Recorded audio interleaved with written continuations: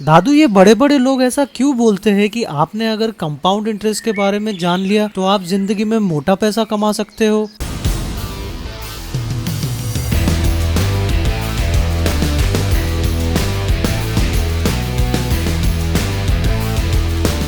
दोस्तों, ये थे 7 वंडर्स ऑफ द वर्ल्ड, दुनिया के 7 अजूबे। लेकिन 8वां, दोस्तों अल्बर्ट आइंस्टाइन का ये मानना था कि compound interest is the 8th wonder of the world.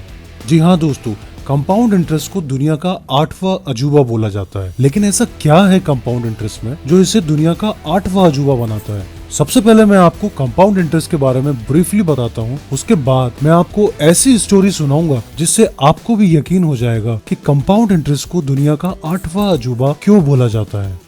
Let suppose आप आपके फ्रेंड को 1 लाख रुपए 3 साल के लिए 12% सिंपल इंटरेस्ट रेट पे देते हैं। चूंकि वो आपका फ्रेंड है इसलिए आप उससे सिंपल इंटरेस्ट चार्ज कर रहे हैं। सिंपल इंटरेस्ट में इंटरेस्ट प्रिंसिपल अमाउंट पे लगता है। यहाँ पर प्रिंसिपल अमाउंट है 1 लाख रुपए। दैट मीन्स आपको हर साल 12,000 रुपए इंटरेस्ट की फॉर्म में मिलेंगे। तो इसके हिसाब से फर्स्ट ईयर के एंड में टोटल अमाउंट हो जाएगा 1,12,000 रुपए। नेक्स्ट ईयर फिर आपको 12,000 रुपए मिलते हैं तो ये टोटल अमाउंट हो जाएगा 1,24,000 रुपीज। और थर्ड ईयर में भी आपको 12,000 रुपए इंटरेस्ट की फॉर्म में मिलते हैं तो ये टोटल अमाउंट हो जाएगा 1,36,000 रुपीज। लेकिन अब आप 1 लाख रुपए किसी अननोन पर्सन को 3 साल के लिए देते हैं और अब आप उससे 12% कंपाउंड इंटरेस्ट चार्ज करते हैं। कंपाउंड इंटरेस्ट प्रिंसिपल अमाउंट पे तो मिलता ही है, साथ में जो इंटरेस्ट कैरी हुआ है उस पे भी आपको इंटरेस्ट मिलता है। तो इसके हिसाब से फर्स्ट ईयर के एंड में आपके पास हो जाएंगे 1,12,000 रुपीज। नाउ सेकेंड ईयर में ये जो 12% का कंपाउंड इंटरेस्ट है ये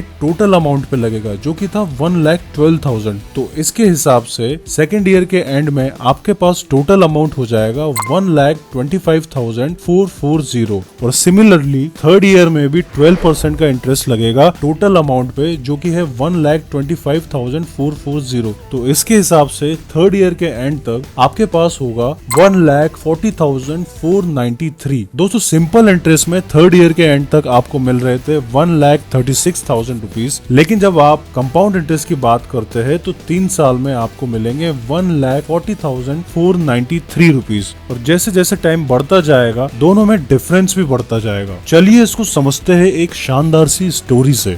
तो दोस्तों ये बात 1859 की है। एक फेमस राइटर बिल ब्रायनसन अपनी book the down under travel in sunburn country में लिखते हैं कि ऑस्ट्रेलिया में एक ब्रिटिशर रहा करता था और उस समय ऑस्ट्रेलिया में खरगोशों का नामो निशान नहीं था। ऑस्टिन ने एक बार सोचा कि क्यों ना मैं इन खरगोशों को इंग्लैंड से इंपोर्ट कर लूं। और इसी के साथ ऑस्टिन ने 24 रैबिट्स को इंग्लैंड से ऑस्ट्रेलिया में इंपोर्ट किया।